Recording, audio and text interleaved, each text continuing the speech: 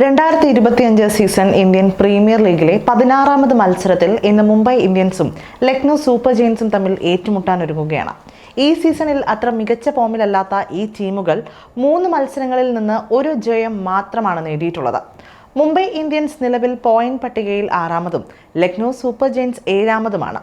ചില സീനിയർ താരങ്ങളുടെ മോശം ഫോം ആദ്യ കളികളിൽ ഈ ടീമുകൾക്ക് കനത്ത തിരിച്ചടി നൽകിയിരുന്നു. ഇന്നത്തെ മത്സരത്തിന് മുൻപ് Mumbai Indians Lucknow super giants ടീമുകൾക്ക് ഏറ്റവും വലിയ തലവേദന നൽകുന്നത് ഏതൊക്കെ താരങ്ങളാണെന്ന് നോക്കാം. സ്റ്റാർ ഓപ്പണറും ടീമിന്റെ മുൻ നായകനുമായ രോഹിത് ശർമ്മയുടെ ഫോം ഔട്ടാണ് സീസണിലെ ആദ്യ 3 മത്സരങ്ങൾ കഴിയുമ്പോൾ മുംബൈ ഇന്ത്യൻസിന്റെ ഏറ്റവും വലിയ തലവേദന.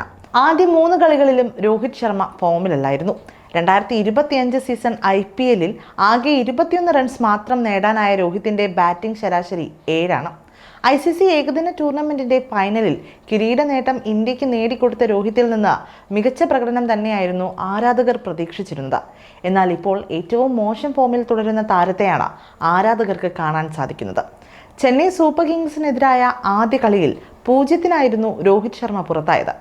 ഗുജറാത്ത് ടൈറ്റൻസിന് എതിരെ നടന്ന 2ാം മത്സരത്തിൽ 8 റൺസിനാണ് അദ്ദേഹം വീണത്. കൊൽക്കത്ത നൈറ്റ് റൈഡേഴ്സിനെതിരായാകട്ടെ 13 റൺസ് എടുത്ത് താരം പുറത്തായി. രോഹിത്തിന്റെ മോശം ഫോം ഈ കളികളിൽ മുംബൈയുടെ പ്രകടനത്തെയും ബാധിച്ചു. അടുത്ത കളിയിലെങ്കിലും താരം ഫോമിലേക്ക് മടങ്ങി എത്തുമെന്ന പ്രതീക്ഷയിലാണ് ആരാധകർ. മുംബൈ ഇന്ത്യൻസിന് ആശങ്ക നൽകുന്നത് രോഹിത് ശർമ്മയുടെ ഫോം ഔട്ടാണെങ്കിൽ ലക്നൗ സൂപ്പർ ജയൻസിന് അത് ഋഷഭ് പന്തിന്റെ മോശം ഫോമാണ്. ഇക്കഴിഞ്ഞ IPL മേഘാലയത്തിൽ 27 കോടി രൂപയ്ക്കാണ് ഋഷഭ് പന്തിനെ ലക്നൗ വാങ്ങിയത്. IPL ചരിത്രത്തിലെ തന്നെ ഏറ്റവും വലിയ തുകയായിരുന്നു ഇത്. പിന്നാലെ ടീമിന്റെ നായകനായി ലക്നൗ അദ്ദേഹത്തെ നിയമിക്കുകയും ചെയ്തു. എന്നാൽ സീസണിലെ ആദ്യ 3 കളികളിൽ നിന്ന് ആകെ 17 റൺസ് മാത്രമാണ് അദ്ദേഹത്തിന്റെ സമ്പാദ്യം. ഡൽഹി ക്യാപിറ്റൽസിന് എതിരെ നടന്ന ആദ്യ കളിയിൽ 0-ന് പുറത്തായ പന്ത് സൺറൈസേഴ്സ് ഹൈദരാബാദിന് എതിരെ നേടിയത് 15 റൺസ് മാത്രമാണ്. 3ാമത്തെ കളിയിൽ പഞ്ചാബ് കിങ്സിനെതിരെയും താരം ഫ്ലോപ്പായി. 2 റൺസിനാണ് ഈ കളിയിൽ അദ്ദേഹം വീണത്. മുംബൈ ഇന്ത്യൻസിനെതിരെ നടക്കാനിരിക്കുന്ന മത്സരത്തിലെങ്കിലും പന്ത് ഫോമിലേക്ക് മടങ്ങിയെത്തുമെന്ന പ്രതീക്ഷയിലാണ് ഇപ്പോൾ ആരാധകരുള്ളത്. അതേസമയം ഇവിടെ ഋഷഭ് പന്ത് ട്രോളുകൾക്ക് ഇരയാകുന്നതും കാണാം. അതിന് കാരണവും ലേലത്തുക തന്നെയാണ്. 27 കോടിക്ക് എത്ര നല്ല കളിക്കാരെ കിട്ടും എന്ന തരത്തിലുള്ള ട്രോളുകളാണ് ഓരോ മത്സരം കഴിയുമ്പോഴും നിറയുന്നത്.